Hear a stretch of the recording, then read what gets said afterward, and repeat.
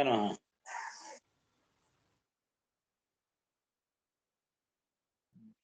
ಶ್ರವಣ? ನಮಸ್ಕಾರ ಆಚಾರ್ಯ. ಸರಿ ನಮಃ. ಶ್ರೀ ಗುರುಭ್ಯೋ ನಮಃ. ಪರಮಗುರುಭ್ಯೋ ನಮಃ. ಶ್ರೀಮದಾನಂದತೀರ್ಥ ಭಗವತ್ಪಾದಾಚಾರ್ಯ ಗುರುಭ್ಯೋ ನಮಃ.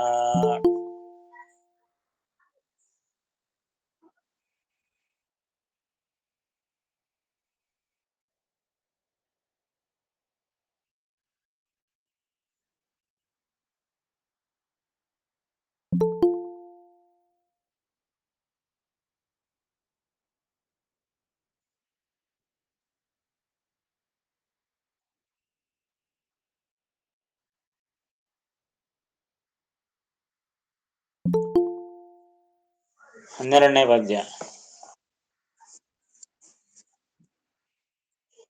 ಇಟ್ಟಿ ಕಲ್ಲನು ಭಕುತಿಯಿಂದಲಿ ಕೊಟ್ಟ ಭಕುತಗೆ ಮೆಚ್ಚಿ ತನ್ನನೆ.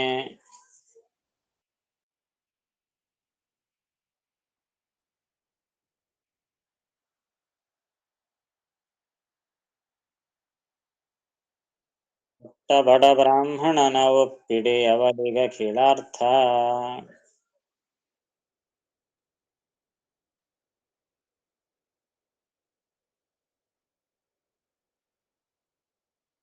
ಕೆಟ್ಟ ಮಾತುಗಳೆನದೆ ಚೈದ್ಯನ ಪೊಟ್ಟೆಯೊಳಗಿಂಬಿಟ್ಟ.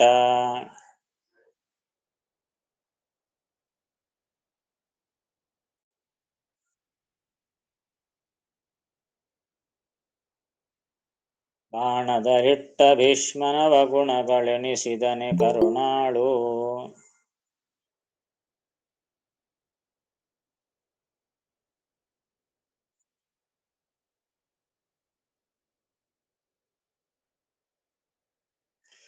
ಭಗವಂತನ ಕಾರುಣ್ಯ ಗುಣವನ್ನು ಅನೇಕ ದೃಷ್ಟಾಂತ ಪೂರ್ವಕವಾಗಿ ಹೇಳ್ತಾ ಇದ್ದಾರೆ.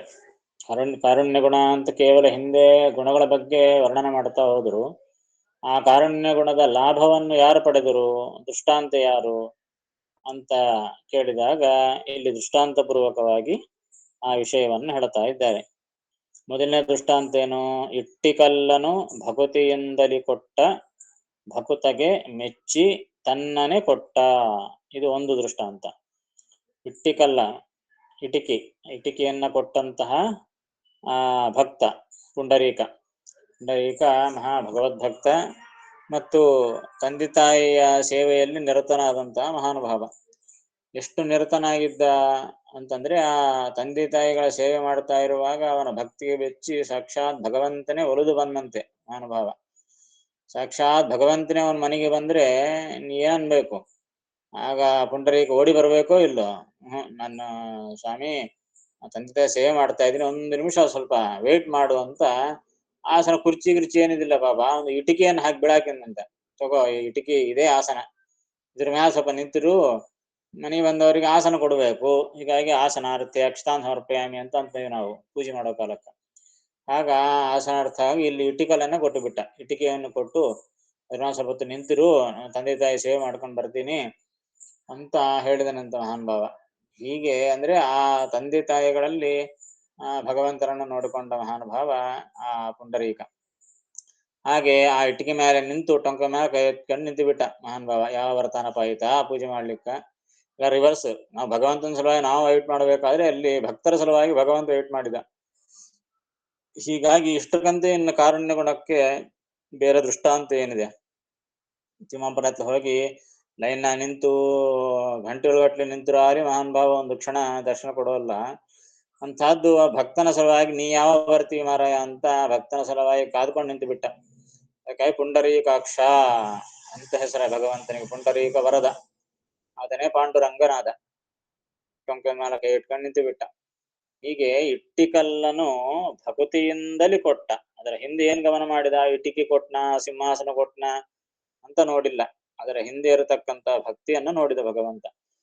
ಇಟ್ಟಿಕಲ್ಲನು ಭಕುತಿಯಿಂದಲೇ ಕೊಟ್ಟ ಭಕುತಗೆ ಮೆಚ್ಚಿ ತನ್ನನೆ ಕೊಟ್ಟ. ಆ ರೀತಿಯಾಗಿ ಭಕ್ತಿಯಿಂದ ಇಟ್ಟಿಕಲ್ಲನ್ನು ಕೊಟ್ಟನಾದ ಕಾರಣ ತನ್ನನ್ನೇ ಕೊಟ್ಟು ಬಿಟ್ಟ ಭಗವಂತ. ತಾನೇ ನಿಂತು ಬಿಟ್ಟ. ಆತನೇ ಪಾಂಡುರಂಗನಾದ, ಪುಂಡರೀಕ ವರದನಾದ, ಪುಂಡರೀಕಾಕ್ಷನಾದ.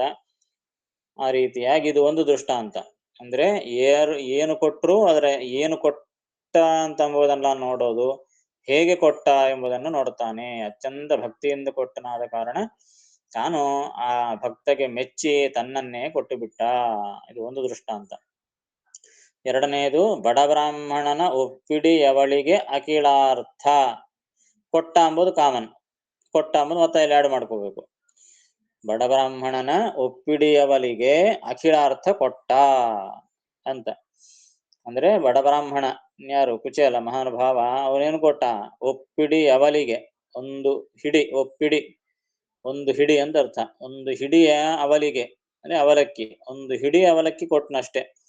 ಅದು ಎಲ್ಲೋ ತಂದು ಕಾಡಿ ಬೇಡಿ ಅವ ಮನ್ಯಾಗ ಹೋಗಿ ಏನ್ ತಗೊಂಡೋಗ್ಬೇಕು ಅರ್ಥ ಆಗಿಲ್ಲ. ಹೆಂಡತಿಯನ್ನು ಕೇಳಿದ ಕುಚೇಲ, ನಾನು ಹೋಗ್ತಾ ಇರೋದು 14 ಲೋಕದ ಒಡೆಯ ಲಕ್ಷ್ಮೀಪತಿ, ಅವನ ಹತ್ರ ತಗೊಂಡೋಗ್ಬೇಕಾದ್ರೆ ಏನ್ ಕೊಡ್ಬೇಕು ಅವನಿಗೆ?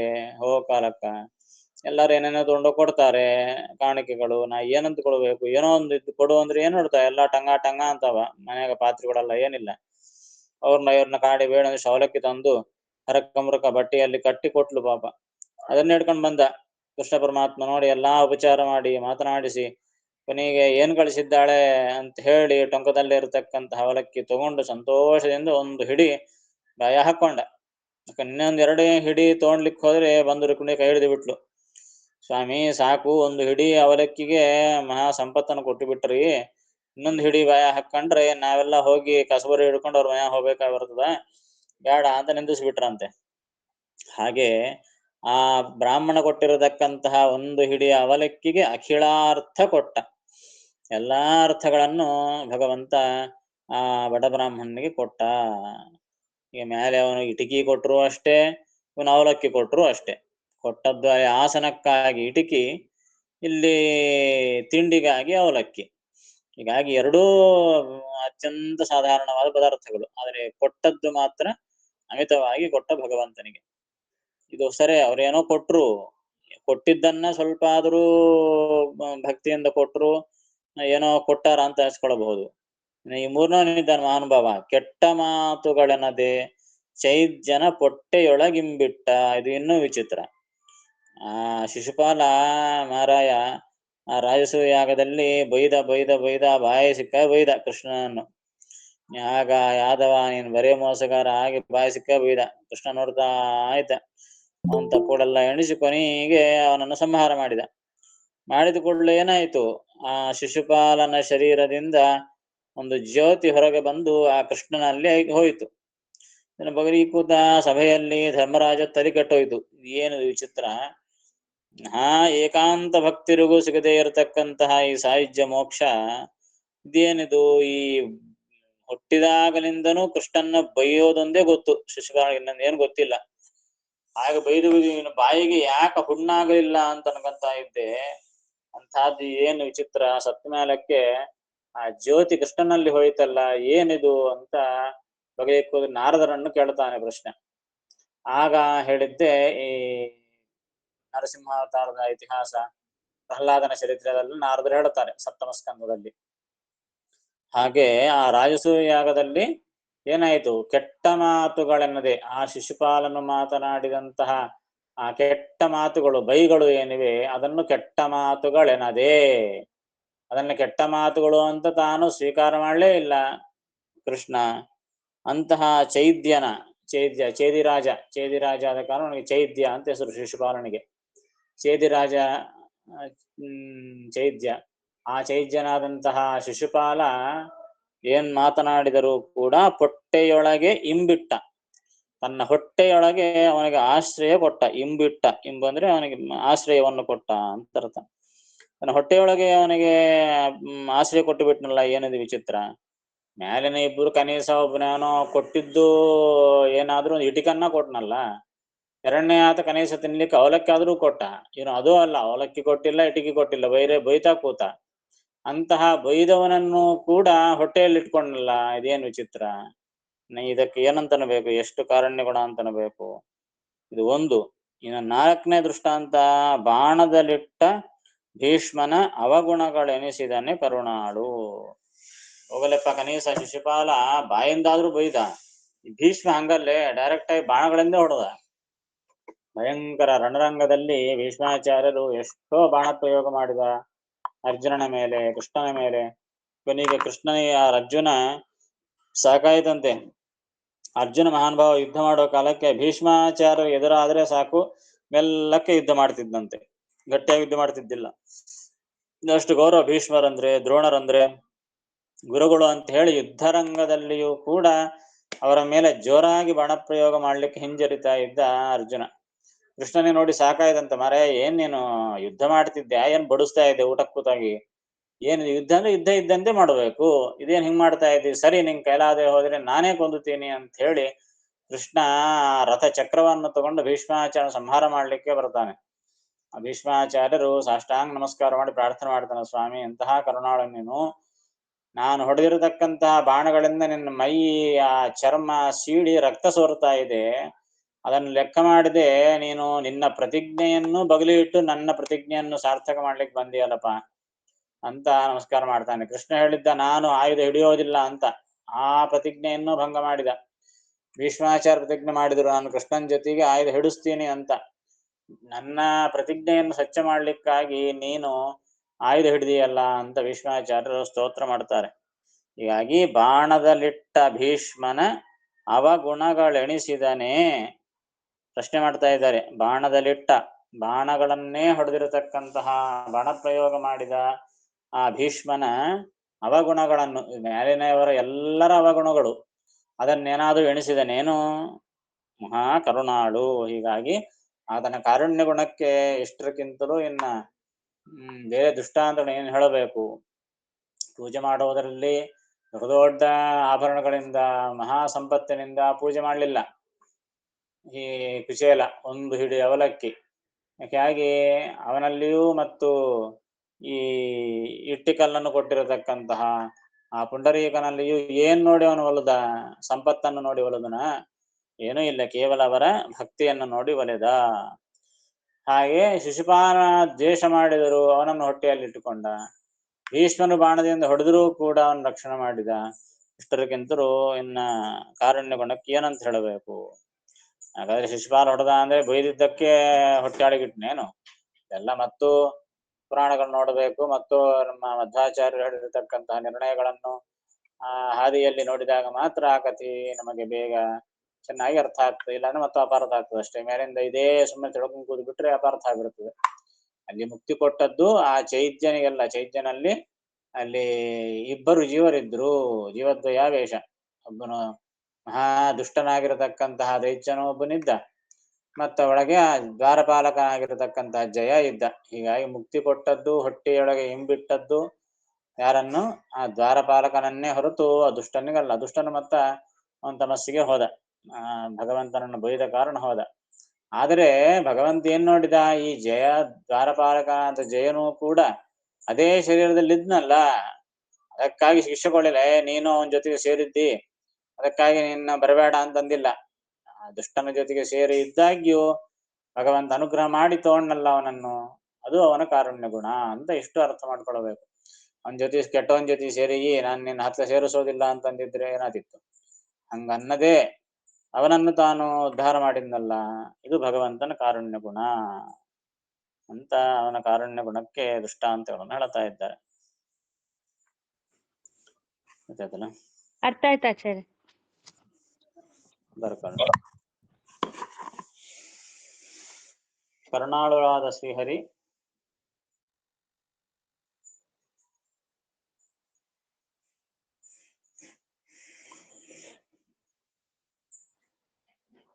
ಇಟ್ಟಿಗೆ ಕಲ್ಲನ್ನು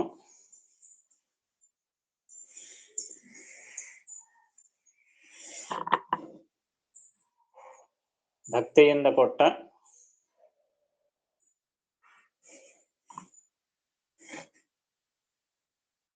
ಭಕ್ತನಿಗೆ ಮೆಚ್ಚಿ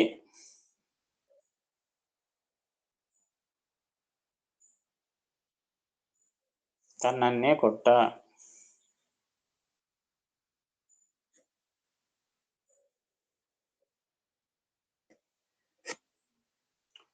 ಬಡಬ್ರಾಹ್ಮಣನಾದ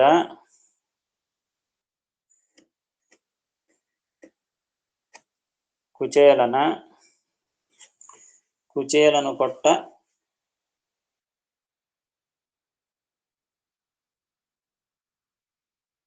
ಒಂದು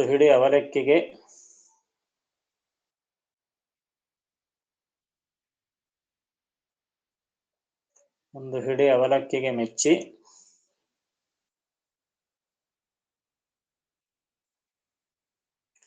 ಎಲ್ಲ ಪುರುಷಾರ್ಥಗಳನ್ನು ಕೊಟ್ಟ.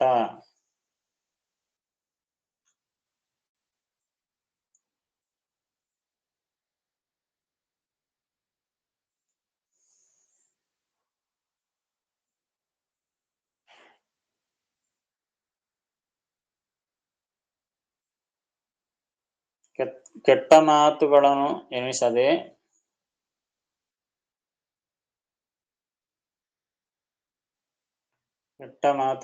ಎಣಿಸದೆ ತನ್ನನ್ನು ನಿಂದಿಸಿದ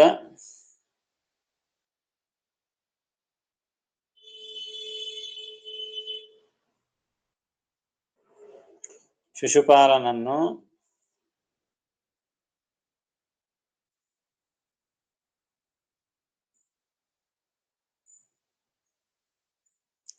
ಶಿಶುಪಾಲನಿಗೆ ತನ್ನ ಹೊಟ್ಟೆಯಲ್ಲಿ ಆಶ್ರಯ ಕೊಟ್ಟ.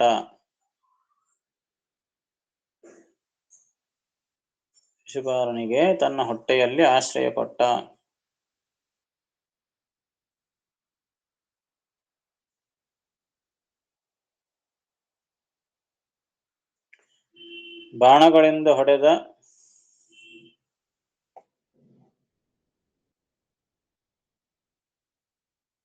ಭೀಷ್ಮನ ದೋಷಗಳನ್ನು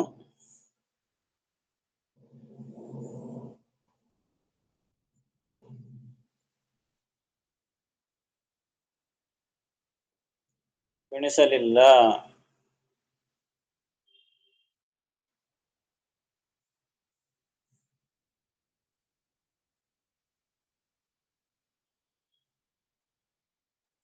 ಕಠಿಣ ಪದಗಳಲ್ಲಿ ಚೈದ್ಯ ಅಂದ್ರೆ ಶಿಶುಪಾಲ ಅಂತ ಬರ್ಕೊಳ್ರಿ. ಚೈದ್ಯ ಅಂದ್ರೆ ಚೇದಿ ದೇಶ ರಾಜ ಶಿಶುಪಾಲ.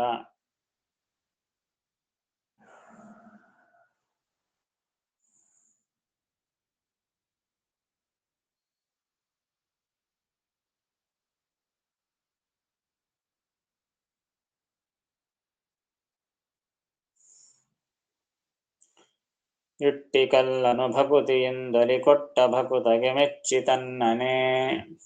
ಇಟ್ಟಿ ಕಲ್ಲನು ಭಕುತಿಯಿಂದಲಿ ಕೊಟ್ಟ ಭಕುತಗಿ ಮೆಚ್ಚಿ ತನ್ನನೆ. ಇಟ್ಟಿ ಕಲ್ಲನು ಭಕುತಿಯಿಂದಲಿ ಕೊಟ್ಟ ಭಕುತಗೆ ಮೆಚ್ಚಿ ತನ್ನನೆ. ಬಡ ಬ್ರಾಹ್ಮಣನ ಒಪ್ಪಿಡಿ ಅವಳಿಗ ಕಿಳಾರ್ಥ. ಕೊಟ್ಟ ಬಡ ಬ್ರಾಹ್ಮಣನ ಒಪ್ಪಿಡಿ ಅವಳಿಗ ಕಿಳಾರ್ಥ. ಕೊಟ್ಟ ಬಡ ಬ್ರಾಹ್ಮಣನ ಒಪ್ಪಿಡಿ ಅವಳಿಗ ಕಿಳಾರ್ಥ. ಕೆಟ್ಟ ಮಾತುಗಳೆನದೆ ಚೈದ್ಯನ ಪೊಟ್ಟೆಯೊಳಗಿಂಬಿಟ್ಟ. ಕೆಟ್ಟ ಮಾತುಗಳೆನಗೆ ಚೈದ್ಯನ ಪೊಟ್ಟೆಯೊಳಗಿಂಬಿಟ್ಟ. ಕೆಟ್ಟ ಮಾತುಗಳೆನಗೆ ಚೈದ್ಯನ ಪೊಟ್ಟೆಯೊಳಗಿಂಬಿಟ್ಟ. ಬಾಣದಲಿಟ್ಟ ಭೀಷ್ಮನ ಅವಗುಣಗಳೆಣಿಸಿದನೆ ಕರುಣಾಳು. ಬಾಣದಲಿಟ್ಟ ಭೀಷ್ಮನ ಅವಗುಣಗಳೆಣಿಸಿದನೆ ಕರುಣಾಳು. ಬಾಣದಲಿಟ್ಟ ಭೀಷ್ಮನ ಅವಗುಣಗಳೆಣಿಸಿದನೆ ಕರುಣಾಳು. ಧನವ ಸಂರಕ್ಷಿಸುವ ಫಣಿ. ಧನವ ಸಂರಕ್ಷಿಸುವ ಫಣಿ. ಧನವ ಸಂರಕ್ಷಿಸುವ ಫಣಿ. ತಾನುಣದೆ ಮತ್ತೊಬ್ಬರಿಗೆ ಕೊಡದೆ.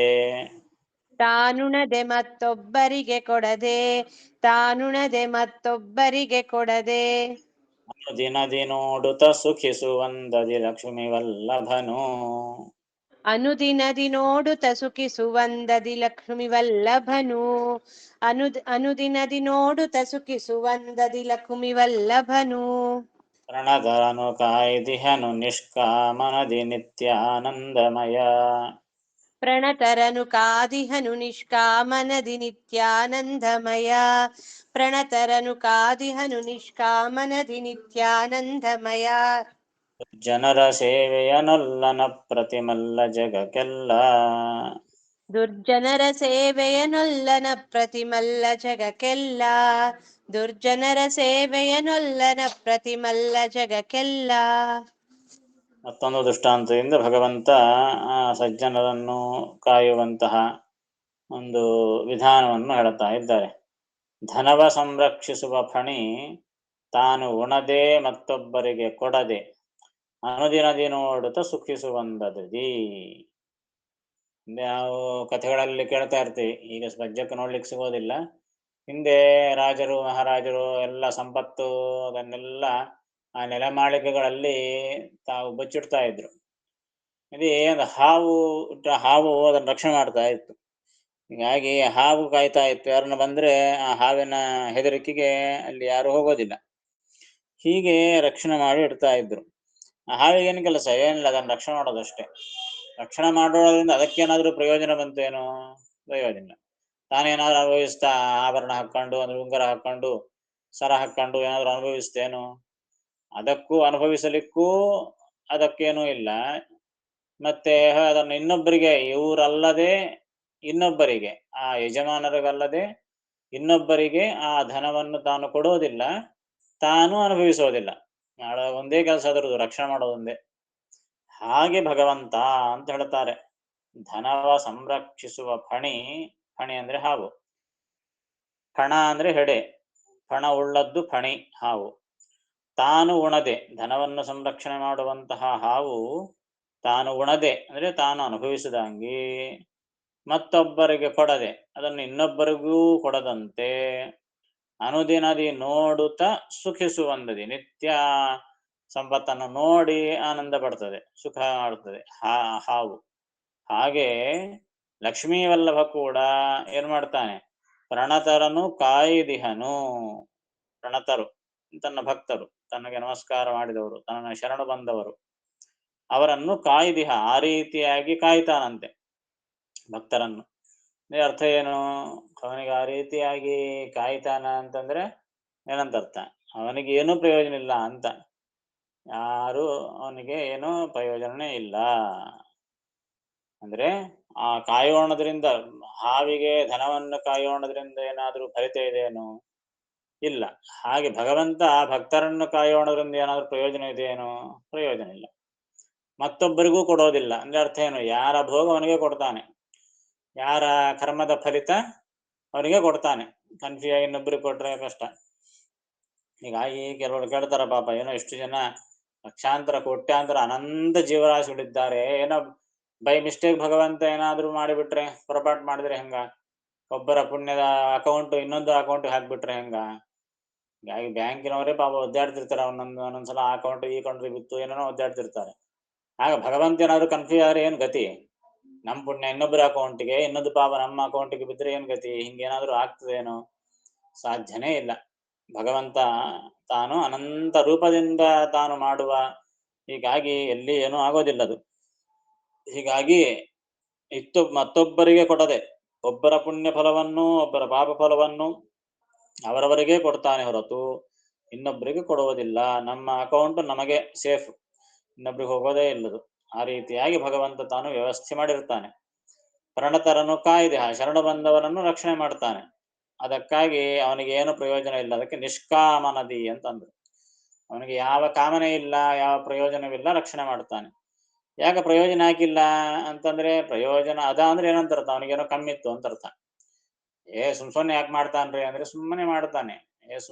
ಸುಮ್ಮನೆ ಯಾಕೆ ಮಾಡ್ತಾನೆ ಅಂದ್ರೆ ಅವನಿಗೆ ಆಗೋ ಪ್ರಯೋಜನ ಏನದ? ಏನಾದ್ರೂ ಆನಂದ ಆಗ್ಬೇಕು, ಅವನಿಗೆ ರಕ್ಷಣೆ ಮಾಡೋದ್ರಿಂದ. ನಿತ್ಯಾನಂದಮಯ, ಅವನು ಆಲ್ರೆಡಿ ನಿತ್ಯ ಆನಂದ, ಅನಂತವಾದ ಆನಂದ ಅವನ ಹತ್ರ ಅದ. ಇನ್ನು ಅವನಿಗೆ ಏನಾಗಬೇಕಾಗಿದೆ?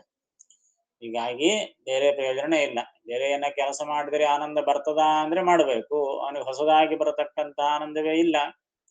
ಹೀಗಾಗಿ ಕೇವಲ ಅನಿಮಿತ್ತ ಉಪಕಾರಿ ಅಂತ ಕರೀತಾರೆ ಅದಕ್ಕೆ ಭಗವಂತನನ್ನು. ಯಾವ ನಿಮಿತ್ತವಿಲ್ಲದೆ, ತನಗೇನು ಪ್ರಯೋಜನ ಆಗ್ತದೆ ಎಂಬಂತಹ ಆಲೋಚನೆ ಇಲ್ಲದೆ, ಪ್ರಯೋಜನದ ಆಶೆ ಇಲ್ಲದೆ, ನಿಷ್ಕಾಮನದಿಂದ ನಿಷ್ಪ್ರಯೋಜನದಿಂದ ಭಕ್ತರನ್ನು ರಕ್ಷಣೆ ಮಾಡ್ತಾನೆ ಭಗವಂತ. ಹೀಗಾಗಿ ನಿಷ್ಕಾಮನದಿ ರಕ್ಷಣೆ ಮಾಡ್ತಾನೆ. ಕಾರಣ ಏನು? ನಿತ್ಯಾನಂದಮಯ, ನಿತ್ಯವೂ ಅವನು ಆನಂದಮಯನೇ. ಅದಕ್ಕಾಗಿ ಅವನು ರಕ್ಷಣೆ ಮಾಡ್ತಾನೆ. ಕೆಲವು ನಾವು ಸುಖಕ್ಕಾಗಿ ಕೆಲಸ ಮಾಡೋದು ಒಂದು ರೀತಿ, ಸುಖ ಜಾಸ್ತಿಯಾಗಿ ಕೆಲಸ ಮಾಡೋದು ಇನ್ನೊಂದು ರೀತಿ. ನಾವೆಲ್ಲರೂ ಸುಖಕ್ಕಾಗಿ ಮಾಡ್ತೀವಿ, ಭಗವಂತ ಹಾಗಲ್ಲ, ಸುಖ ಜಾಸ್ತಿಯಾಗಿ ಮಾಡ್ತಾನೆ. ನಾವು ಆನಂದ ಆಯ್ತಾನೆ, ಒಳ್ಳೆ ಊಟ ಆಯ್ತು ಅನ್ಕೊಳ್ರಿ, ಲಲ್ಲ ಅಂತ ಹಾಡು ಹೇಳ್ಕೊಂತ ಬರ್ತೀವಿ. ಯಾಕ್ರಿ ಹಾಡು ಹೇಳ್ತಿದ್ದೀರಿ ಏನ್ ಪ್ರಯೋಜನ ಅಂದ್ರೆ ಪ್ರಯೋಜನ ಇಲ್ಲ, ಅದರಿಂದ ಆನಂದ ಜಾಸ್ತಿಯಾಗಿ ಬಂದ ಹಾಡು ಅಷ್ಟೇ ಅದು. ಹಾಗೆ ಬ್ರಹ್ಮಸೂತ್ರಗಳಲ್ಲಿ ವೇದವ್ಯಾಸ ದೇವರು ಇದನ್ನ ದೃಷ್ಟಾಂತ ಕೊಡ್ತಾರೆ. ಭಗವಂತ ಸೃಷ್ಟಿ ಮಾಡೋದ್ರಿಂದ ಏನಪ್ಪಾ ಪ್ರಯೋಜನ? ಏನು ಪ್ರಯೋಜನ ಇಲ್ಲ. ಅವ್ರು ಏನೂ ಪ್ರಯೋಜನ ಇಲ್ಲದೆ ಮಾಡ್ತಾನಂದ್ರೆ ಹುಚ್ಚ ಅನ್ಬೇಕಷ್ಟೇ. ಪ್ರಯೋಜನ ಇಲ್ಲದೆ ಯಾವ ಹುಚ್ಚು ಕೂಡ ಏನ್ ಕೆಲಸ ಮಾಡೋದಿಲ್ಲ. ಭಗವಂತ ಮಾಡ್ತಾನಂದ್ರೆ ಏನಂತ ಅರ್ಥ? ಅದಕ್ಕೆ ವೇದವ್ಯಾಸ ಹೇಳ್ತಾರೆ, ಅಲ್ಲಪ್ಪ ಲೋಕದಲ್ಲಿ ಹೀಗೂ ಕಂಡದ. ಅಂದ್ರೆ ಏನು? ಆನಂದಕ್ಕಾಗಿ ಕೆಲಸ ಮಾಡೋದು ಇದೆ, ಆನಂದ ಜಾಸ್ತಿ ಆದಾಗೂ ಕೆಲಸ ಮಾಡೋದು ಇದೆ. ಆನಂದ ಜಾಸ್ತಿ ಆದಾಗ ಕೈಕಾಲ ಹಾಗಾಡ್ಕಂತ ಹೀಗೆ ಮಾಡ್ಕಂತ ನಾಟ್ಯ ಮಾಡ್ತಾ ಪೂರ್ತಿ ಆನಂದ ಜಾಸ್ತಿ ಆದ್ಮೇಲೆ ಎದ್ದು ಕುಣಿತಾರೆ ಅಷ್ಟೇ.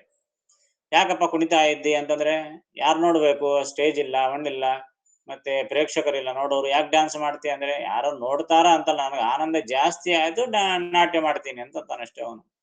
ಆ ನಾಟ್ಯಕ್ಕೆ ಇನ್ನೊಂದು ಪ್ರಯೋಜನ ಇಲ್ಲ, ಆನಂದ ಜಾಸ್ತಿ ಆಗೋಣದ್ರಿಂದ ಮಾಡಿದ ನಾಟ್ಯ ಅದು. ಹಾಗೆ ಭಗವಂತ ಈ ಸೃಷ್ಟಿಯಾದಿಗಳನ್ನೆಲ್ಲ ಮಾಡೋಣದ್ರಿಂದ ಏನ್ ಗೊತ್ತಾಗ್ತದೆ ಅಂದ್ರೆ, ವೇದವ್ಯಾಸರಂತಾರೆ ಇದರಿಂದೇ ಗೊತ್ತಾಗ್ತಾ ಇದೆ ಏನಂತ? ಭಗವಂತ ಆನಂದ ಜಾಸ್ತಿ ಆಯಿತು ಅಂತ. ನಿತ್ಯಾನಂದಮಯವನು, ಅದಕ್ಕಾಗಿಯೇ ಸೃಷ್ಟಿ ಆದಿ ವ್ಯಾಪಾರವನ್ನು ಮಾಡುತ್ತಾನೆ ಅಂತ ಶಾಸ್ತ್ರ ತಿಳಿಸ್ತದೆ. ಹಾಗೆ ನಿತ್ಯಾನಂದಮಯ ಭಗವಂತ, ಅದಕ್ಕಾಗಿಯೇ ಆ ರೀತಿಯಾಗಿ ತನಗೇನೂ ಪ್ರಯೋಜನವಿಲ್ಲದಿದ್ದರೂ ಆ ಭಕ್ತರನ್ನು ನಿಷ್ಕಾಮನವಾಗಿ ತಾನು ರಕ್ಷಣೆ ಮಾಡ್ತಾನೆ. ಆಗ ಅಂತ ಎಲ್ಲಾರ ಸೇವೆಯನ್ನು ತೋಡ್ತಾನ, ಯಾರು ಬಂದ್ರು ಮಾಡ್ರಿ ಅಂತ. ದುರ್ಜನರ ಸೇವೆಯನ್ನಲ್ಲ, ದುರ್ಜನರ ಸೇವೆಯನ್ನು ತಾನು ಅಪೇಕ್ಷೆ ಮಾಡೋದೇ ಇಲ್ಲ, ದುರ್ಜನರು ಮಾಡುವ ಸೇವೆಯನ್ನು ತಾನು ತಗೊಳ್ಳೋದೇ ಇಲ್ಲ. ಅಪ್ರತಿಮಲ್ಲ ಜಗಕ್ಕೆಲ್ಲ, ಇಂತಹವನು ಯಾರಾದ್ರೂ ಇದ್ದಾರ? ಯಾರೂ ಇಲ್ಲ. ಅಪ್ರತಿಮಲ್ಲ, ಇವನಿಗೆ ಪ್ರತಿ, ಅವನಿಗೆ ಸಮಾನನಾದವನು, ಅವನಿಗೆ ಪ್ರತಿದ್ವಂದಿ ಯಾವನೂ ಇಲ್ಲ ಅಂತರ್ಥ. ಹೇಗೆ ಆ ಹಾವನ್ನು ಎದುರಿಸ್ಲಿಕ್ಕೆ ಬೇರೆ ಉಪಾಯವಿಲ್ಲೋ, ಹಾಗ ಭಗವಂತನನ್ನು ಎದುರಿಸ್ಲಿಕ್ಕೂ ಯಾವ ಉಪಾಯವಿಲ್ಲ, ಅವನ್ನ ಗೆಲ್ಲಲಿಕ್ಕೆ ಸಾಧ್ಯವಿಲ್ಲ. ಅಪ್ರತಿಮಲ್ಲ ಜಗಕ್ಕೆಲ್ಲ, ಅವನನ್ನು ಸೋಲಿಸಿ ಇನ್ನೇನಾದ್ರೂ ಮಾಡೋಣೇನೋ ನಮ್ಮ ಇಚ್ಛಾ ಪ್ರಕಾರ ಅಂದ್ರೆ ಮಾಡ್ಲಿಕ್ಕೆ ಸಾಧ್ಯ ಇಲ್ಲ. ಹೀಗಾಗಿ ಆ ಭಗವಂತನೇ ಸ್ವತಂತ್ರ, ನಿತ್ಯಾನಂದಮಯ, ಅವನಿಗೆ ಯಾವ ಪ್ರಯೋಜನವಿಲ್ಲ. ಆದರೂ ಭಕ್ತರನ್ನು ತಾನು ನಿಷ್ಕಾಮದಿಂದ ರಕ್ಷಣೆ ಮಾಡ್ತಾನೆ ಅಂತ, ಇದೇ ಅವನ ಕಾರುಣ್ಯ ಗುಣಕ್ಕೆ ಒಂದು ಸಂಕೇತ ಅಂತ ವರ್ಣನೆ ಮಾಡ್ತಾ ಇದ್ದಾರೆ. ಗೊತ್ತಾಯ್ತಲ್ಲ? ಅರ್ಥ ಆಯ್ತಾ ಆಚಾರ್ಯ? ಕರ್ಕೊಂಡು ನಿಧಿಯನ್ನು ರಕ್ಷಿಸುವ ಹಾವು, ನಿಧಿಯನ್ನು ರಕ್ಷಿಸುವ ಹಾವು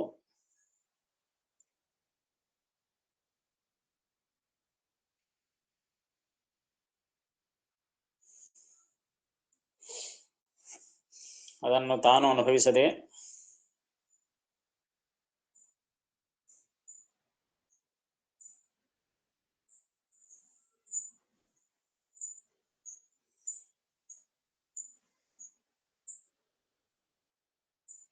ಮತ್ತೊಬ್ಬರಿಗೆ ಕೊಡದೆ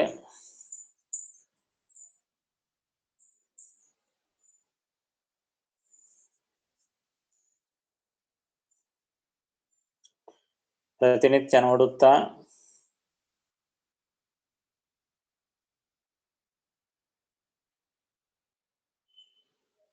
ಸುಖ ಪಡುವಂತೆ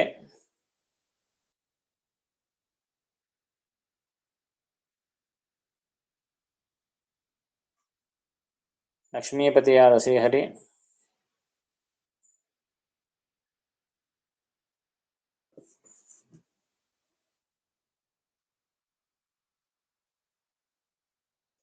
ತನಗೆ ಶರಣಾದ ಭಕ್ತರನ್ನು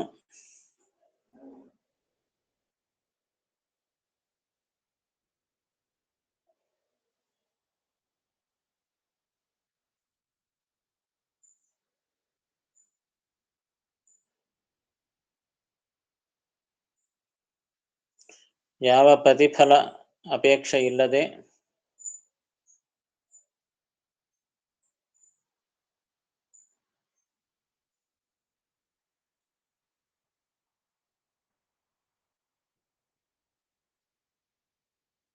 ಕಾಯುತ್ತಿರುವನು.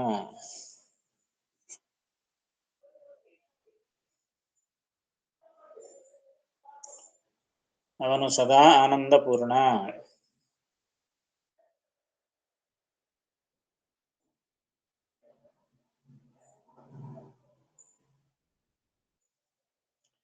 ಎಂದಿಗೂ ದುರ್ಜನರ ಸೇವೆಯನ್ನು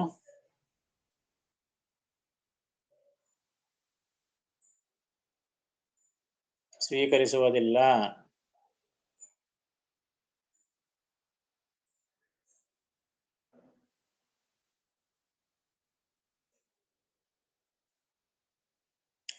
ಜಗತ್ತಿನಲ್ಲಿ ಅವನಿಗೆ ಸಾಟಿಯಾದವರು ಇನ್ನೊಬ್ಬರಿಲ್ಲ.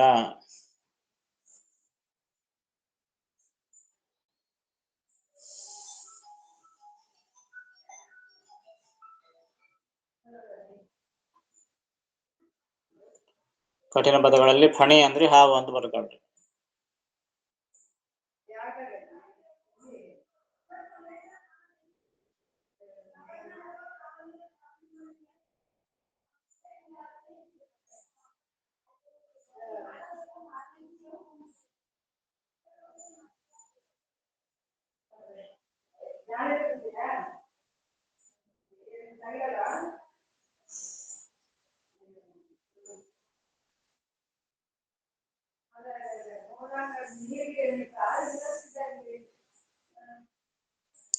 ಫಣಿ ಅಂದ್ರೆ ಹಾವು.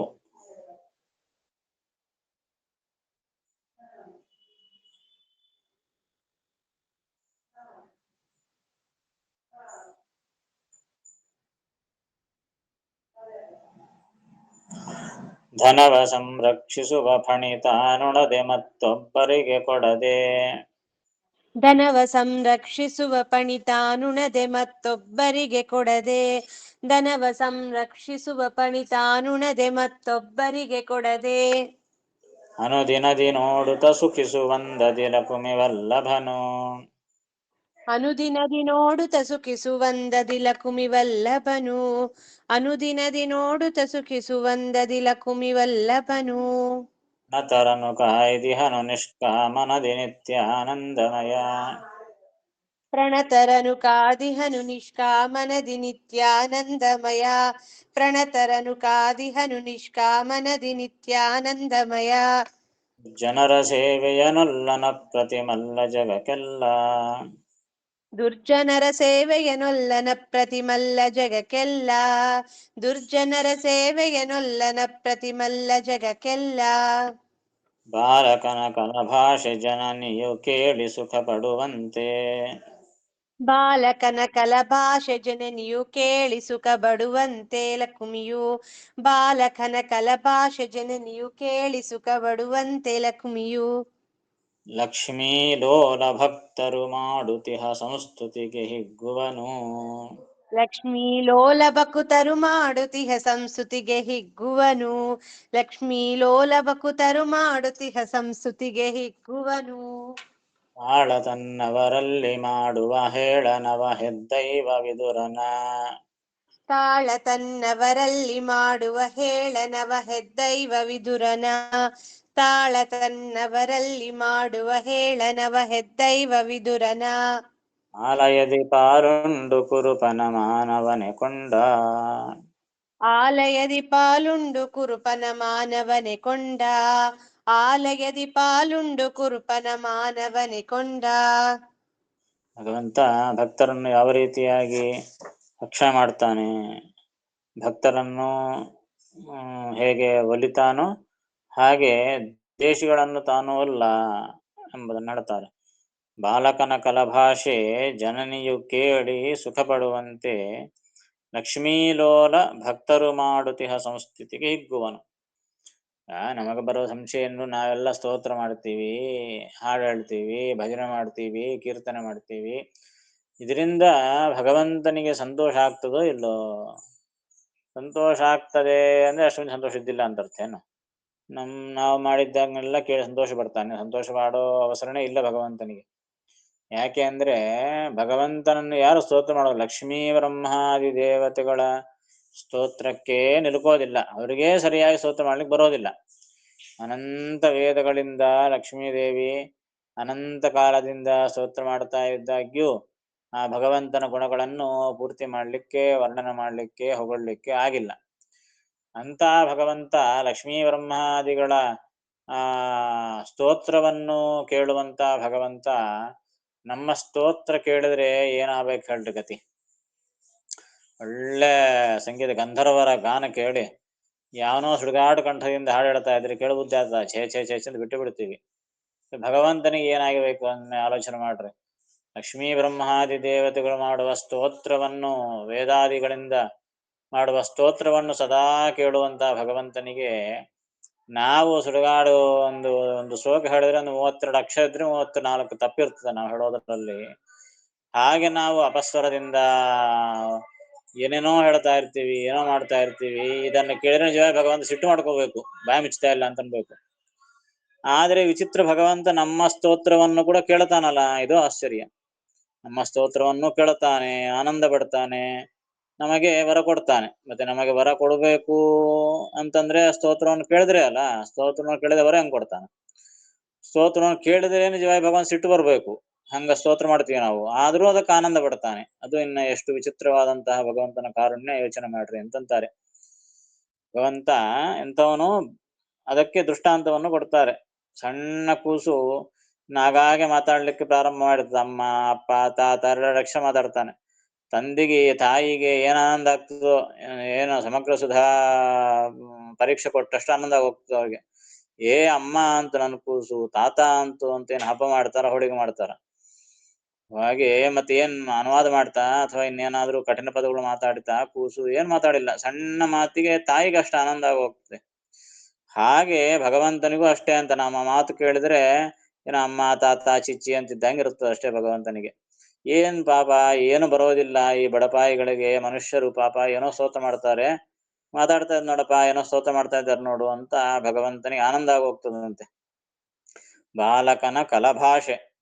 ಕಲಭಾಷೆ ಅಂದ್ರೆ ಸಣ್ಣ ಸಣ್ಣ ಮಾತುಗಳು, ಗಿಳಿ ಮಾತು ಅಂತ ಹೇಳ್ತಾರಲ್ಲ, ಆ ರೀತಿಯಾಗಿ ಬಾಲಕನ, ಸಣ್ಣ ಸಣ್ಣ ಕೂಸಿನ ಕಲಭಾಷೆಯನ್ನು, ಆಗಾಗೆ ಮಾತನಾಡತಕ್ಕಂತಹ ಆ ಮಾತುಗಳನ್ನು ಜನನಿಯು ಕೇಳಿ ಸುಖ ಪಡುವಂತೆ, ತಾಯಿ ಕೇಳಿ ಆನಂದ ಪಡ್ತಾಳೆ. ಹಾಗೆಯೇ ಲಕ್ಷ್ಮೀಲೋಲ, ಭಗವಂತ ಲಕ್ಷ್ಮೀಲೋಲ, ಲಕ್ಷ್ಮೀದೇವಿ ಮಾಡುವ ಸ್ತೋತ್ರಗಳನ್ನು ಸದಾ ಕೇಳುವಂತಹ ಭಗವಂತ ಭಕ್ತರು ಮಾಡುತಿಹ ಸಂಸ್ತುತಿಗೆ ಹಿಗ್ಗುವನು. ಭಕ್ತರು ಏನು ಸ್ತೋತ್ರ ಮಾಡಿ ಹಿಗ್ಗುತ್ತಾನಂತೆ. ಒಬ್ಬೊಬ್ಬ ನನ್ನ ಕೂಸು ಮಾತಾಡಿತು, ಏನು ಸ್ತೋತ್ರ ಮಾಡಿದಪ್ಪ ಅಂತ ಹಿಗ್ಗು ಬಿಡ್ತಾನಂತ ಭಗವಂತ. ಆದರೆ ಆ ತನ್ನ ಭಕ್ತರನ್ನು, ತನ್ನ ಸೇವಕರನ್ನು ಯಾರು ನಿಂದನೆ ಮಾಡ್ತಾರಲ್ಲ, ಅವರನ್ನು ಮಾತ್ರ ಸಹಿಸೋದಿಲ್ಲಂತೆ. ತಾಳ ತನ್ನವರಲ್ಲಿ ಮಾಡುವ ಹೇಳನವ. ಅದೇ ಯಾರಾದ್ರೂ ತನ್ನ ಭಕ್ತರನ್ನು ನಿಂದೆ ಮಾಡಿದರೆ ಭಗವಂತ ತಾಳೋದಿಲ್ಲ. ತಾಳ ಅಂದ್ರೆ ತಾಳ ಕುಟ್ಟೋ ತಾಳ ಅಲ್ಲ, ತಾಳ ಅಂತಂದ್ರೆ ತಾಳುವುದಿಲ್ಲ ಅಂತ ಅರ್ಥ. ನೋಡ ಅಂದ್ರೆ ನೋಡುವುದಿಲ್ಲ, ಹಾಗೆ ತಾಳ ಅಂದ್ರೆ ತಾಳುವುದಿಲ್ಲ, ಮಾಡ ಅಂದ್ರೆ ಮಾಡುವುದಿಲ್ಲ. ಆಗ ತಾಳ ಅಂದ್ರೆ ತಾಳುವುದಿಲ್ಲ, ಸಹನೆ ಮಾಡುವುದಿಲ್ಲ ಅಂತ ಅರ್ಥ. ಏನ್ ಸಹನೆ ಮಾಡೋದಿಲ್ಲ? ತನ್ನವರಲ್ಲಿ ಮಾಡುವ ಹೇಳನವ ತಾಳ. ತನ್ನ ಭಕ್ತರಲ್ಲಿ ಯಾರಾದರೂ ದ್ವೇಷ ಮಾಡಿದರೆ, ನಿಂದನೆ ಮಾಡಿದರೆ ಅವರನ್ನು ಸಹಿಸೋದಿಲ್ಲ ಅಂತ. ತನ್ನನ್ನು ನಿಂದೆ ಮಾಡಿದ್ರು ಸಹಿಸ್ತಾನೇನೋ ಆಗಲಿ, ತನ್ನ ಭಕ್ತರನ್ನು ನಿಂದೆ ಮಾಡಿದರೆ ಸಹನೆ ಮಾಡೋದಿಲ್ಲ. ಅಷ್ಟು ಭಕ್ತಪರಾಧೀನ ಭಗವಂತ, ಭಕ್ತವತ್ಸಲ ಭಗವಂತ. ಅದಕ್ಕೆ ಒಂದು ದೃಷ್ಟಾಂತವನ್ನು ಕೊಡ್ತಾರೆ. ಹೆದ್ದೈವ, ಅವನು ಮಹಾ ದೊಡ್ಡ ದೈವ. ಯಾಕೆ ಅಂದ್ರೆ ವಿದುರನ ಆಲಯದಿ ಪಾಲುಂಡು ಕುರುಪನ ಮಾನವನೇ ಕೊಂಡ. ಅದಕ್ಕೆ ದೃಷ್ಟಾಂತ ನೀವೇ ನೋಡ್ರಿ ಅಂತಾರೆ. ಆ ವಿದುರ ಅವನಿಗೇನು ರೊಕ್ಕ ಇಲ್ಲ ಪಾಪ, ಬಡವ. ಆದ್ರೆ ವಿದುರನ ಮನೆಗೆ ಹೋದ ಕೃಷ್ಣ, ರಾಯಭಾರಕ್ಕೆ ಹೋದ ಹಸ್ತಿನಾವತಿಗೆ. ಎಲ್ಲರೂ ಬಂದ್ರು, ನಮ್ಮನೆಗೆ ಬಾ ನಮ್ಮನೆಗೆ ಬಾ ಅಂತ ಕರೆದ್ರು. ದುರ್ಯೋಧನ ಕರೆದ, ಭೀಷ್ಮಾಚಾರ್ಯ ಕರೆದ್ರು, ದ್ರೋಣಾಚಾರ್ಯ ಎಲ್ಲರೂ ಬಂದು ಕರೆದ್ರು, ಕೃಷ್ಣ ನನ್ನ ಮನೆಗೆ ಬಾ, ನನ್ನ ಮನೆಗೆ ಆತಿಥ್ಯವನ್ನು ಸ್ವೀಕಾರ ಮಾಡು ಅಂತ ಕೇಳಿದ್ರೆ ಕೃಷ್ಣ ಯಾರ ಮನೆಗೂ ಹೋಗಿಲ್ಲ ಅಂತೆ. ಭೀಷ್ಮ ದ್ರೋಣಾಚಾರ್ಯ ಮನೆಗೆ ಹೋಗ್ಬೋದಾಯ್ತಲ್ಲ, ಅಲ್ಲಿ ಹೋಗಿಲ್ಲ. ಯಾಕೆ? ಆ ದ್ರೌಪದಿಗೆ ಮಾನಭಂಗವಾಗುವ ಸಂದರ್ಭದಲ್ಲಿ ಎಲ್ಲರಿಗೂ ಗೊತ್ತಿದ್ದು ಸುಮ್ಮನೆ ಕೂತಾರಲ್ಲ, ಅದಕ್ಕೆ ಅವ್ರ ಮನೆ ಹೋಗಿಲ್ಲ ಅಂತ. ದುರ್ಯೋಧನ ಕರೆದ, ಬಾ ಕೃಷ್ಣ, ನಾನ್ ನಿನ್ ಮನೆಗೆ ಯಾಕೆ ಬರ್ತೀನೋ, ನೀನ್ ಮಹಾ ದ್ವೇಷಿ ಅಂತಂದ. ನಾನ್ ನಿನ್ನೆಲ್ಲ ದ್ವೇಷ ಮಾಡೀನಿ, ನಾನು ಪಾಂಡವರನ್ನು ದ್ವೇಷ ಮಾಡೀನಿ, ನಿನ್ನ ನಾ ಏನ್ ದ್ವೇಷ ಮಾಡಿಲ್ಲಲ್ಲ ಅಂತ ದುರ್ಯೋಧನ ಅಂದ್ರೆ ಕೃಷ್ಣ ಹೇಳ್ತಾನೆ, ಪಾಂಡವಾನ್ ವಿಷಸೇ ರಾಜನ್ ಮಮ ಪ್ರಾಣಾಹಿ ಪಾಂಡವ ಅಂತಾನೆ. ನಾ ಅಷ್ಟು ಸಾಲ್ದೇನೋ ಮಾರಾಯ, ನನ್ನನ್ನು ದ್ವೇಷ ಮಾಡಬೇಕಂತೇನಿಲ್ಲ, ಪಾಂಡವರನ್ನು ದ್ವೇಷ ಮಾಡ್ತೀಯಲ್ಲ, ಆ ಪಾಂಡವರು ನನ್ನ ಪ್ರಾಣ, ನನ್ನ ಭಕ್ತರು. ನನ್ನ ಭಕ್ತರನ್ನು ದ್ವೇಷ ಮಾಡಿದರೆ ನನ್ನಕ್ಕಿಂತಲೂ ಜಾಸ್ತಿ ನನಗೆ. ಹೀಗಾಗಿ ನೀನು ಪಾಂಡವರನ್ನು ದ್ವೇಷ ಮಾಡ್ತೀಯ, ಅದಕ್ಕೆ ಮನೆಗೆ ಹೋಗೋದಿಲ್ಲ, ಬರೋದಿಲ್ಲ ಅಂತ ಹೇಳಿ ವಿದುರನ ಮನೆಗೆ ತಾನು ಕರೆಯದೇ ಇದ್ರೂ ಹೋಗ್ತಾನೆ. ಬಹಳ ಆನಂದ ಆಯ್ತು ವಿದುರನಿಗೆ. ತಾನು ಉಪಚಾರ ಮಾಡ್ತಾನೆ. ಅಲ್ಲಿ ಏನು ಕೊಟ್ಟರು ವಿದುರನ ಆಲಯದಿ ಪಾಲುಂಡು. ಆ ವಿದುರನ ಆಲಯದಲ್ಲಿ ಕೊಟ್ಟಿರತಕ್ಕಂತಹ ಪಾಲು ಅಂದ್ರೆ ಅವನ ಭಾಗ ಅಂತ ಅರ್ಥ. ಅವನ ಭಾಗವನ್ನು ತಾನು ಉಂಡು ಕುರುಪನ ಮಾನವನೇ ಕೊಂಡ. ಇಲ್ಲಿ ಮಾಡಿದ, ಆಮೇಲಕ್ಕೆ ಸಭೆಕ್ಕೆ ಹೋದ. ಅಲ್ಲಿ ಕುರುಪ ಅಂದ್ರೆ ಆ ಕುರುಶ್ರೇಷ್ಠ ಕುರುರಾಜನಾದಂತ ದುರ್ಯೋಧನ ಮಾನವನೇ ಕೊಂಡ. ಅವನ ಮಾನವನ್ನೇ ಅವನಿಗೆ ಅಪಮಾನ ಮಾಡಿಬಿಟ್ಟ, ಮಾನವನ್ನೇ ಕೊಂಡ. ಬಂಧನ ಮಾಡ್ಲಿಕ್ಕೆ ಬಂದ. ಆ ದುಷ್ಟ ಆ ಕೃಷ್ಣನನ್ನೇ ಕಟ್ಟಿ ಹಾಕ್ಬೇಕು ಎಂಬ ಆಲೋಚನೆ ಮಾಡಿದಾಗ ಅಲ್ಲಿ ಧೃತರಾಷ್ಟ್ರನಿಗೆ ತಾನು ವಿಶ್ವರೂಪವನ್ನು ತೋರಿಸಿ ಆ ಧೃತರಾಷ್ಟ್ರನಿಗೆ ಬುದ್ಧಿ ಹೇಳಿ ತಾನು ವಾಪಸ್ ಬಂದು ಬಿಡ್ತಾನೆ ಕೃಷ್ಣ. ಹೀಗಾಗಿ ಕರೆಯದಿದ್ದರೂ ವಿದುರನ ಆಲಯಕ್ಕೆ ಹೋಗಿ ತಾನು ಆತಿಥ್ಯ ಸ್ವೀಕಾರ ಮಾಡಿದ. ಕರೆದರೂ ದುರ್ಯೋಧನ ಮನೆಗೆ ಹೋಗದೆ ಅವನನ್ನು ತಾನು ಅವಮಾನ ಮಾಡಿದ. ಅದಕ್ಕಾಗಿ ಭಗವಂತ ಆ ಭಕ್ತಪರಾಧೀನ ಭಕ್ತವತ್ಸಲನೆ ಹೊರತು ಏನು ಕೊಡ್ತಾರೆ ಅಥವಾ ಏನು ದೊಡ್ಡ ವೈಭವ ಕೊಡ್ತಾರೆ ಅಂತಂಬುದನ್ನು ನೋಡೋದಿಲ್ಲ, ಕೇವಲ ಭಕ್ತಿಯನ್ನು ಮಾತ್ರ ನೋಡ್ತಾನೆ ಎಂಬ ವಿಚಾರವನ್ನು ಇಲ್ಲಿ ಹೇಳ್ತಾ ಇದ್ದಾರೆ. ಅರ್ಥ ಆಯ್ತಾ ಆಚಾರ್ಯ? ಬರ್ಕೊಂಡ್ರೆ ಚಿಕ್ಕ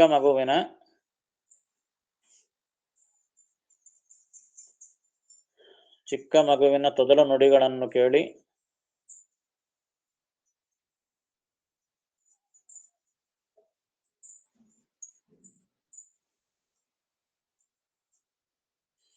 ತಾಯಿ ಸಂತೋಷ ಪಡುವಂತೆ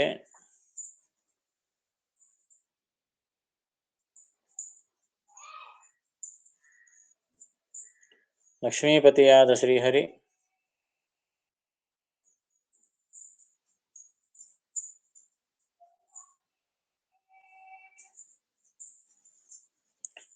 ತನ್ನ ಭಕ್ತರು ಮಾಡುವ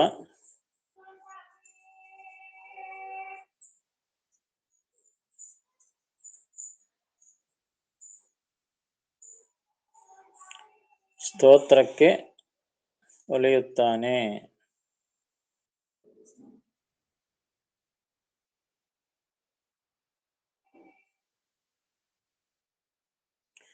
ತನ್ನ ಭಕ್ತರಲ್ಲಿ ಮಾಡುವ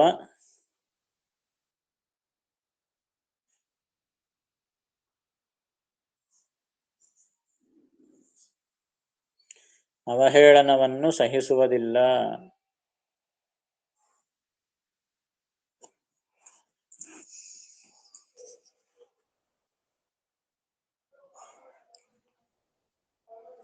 ಹಿರಿಯ ದೈವನಾದ ಅವನು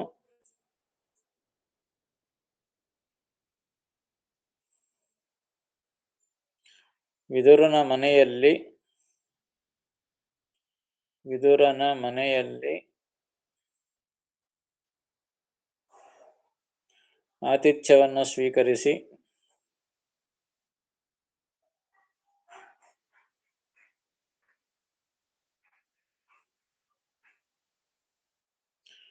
ಕೌರವರ ರಾಜನಾದ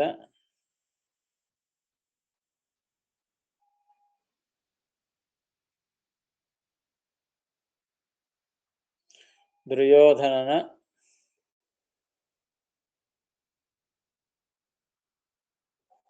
ಮಾನವನ್ನು ಕಳೆದನು.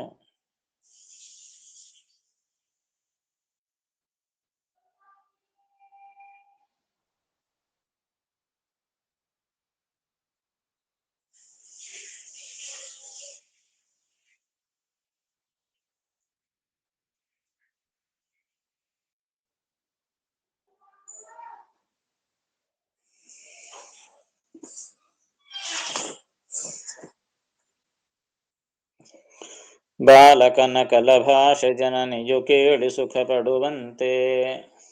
ಬಾಲಕನ ಕಲಭಾಷೆ ಜನನಿಯು ಕೇಳಿ ಸುಖ ಪಡುವಂತೆ.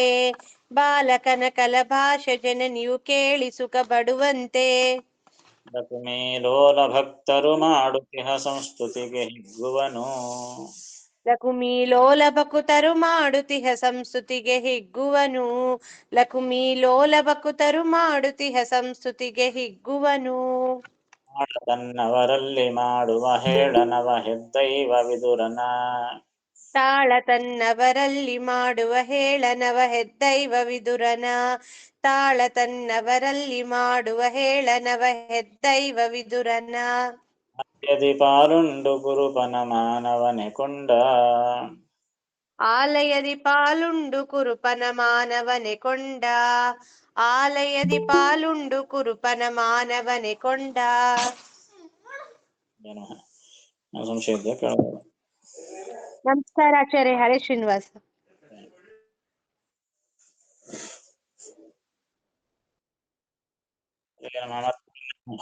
ಆರಾಧನೆ ಉತ್ಸವಗಳೆಲ್ಲ ಅಂದ್ಮೇಲೆ ಕೂಡೋಣ ಮತ್ತೆ.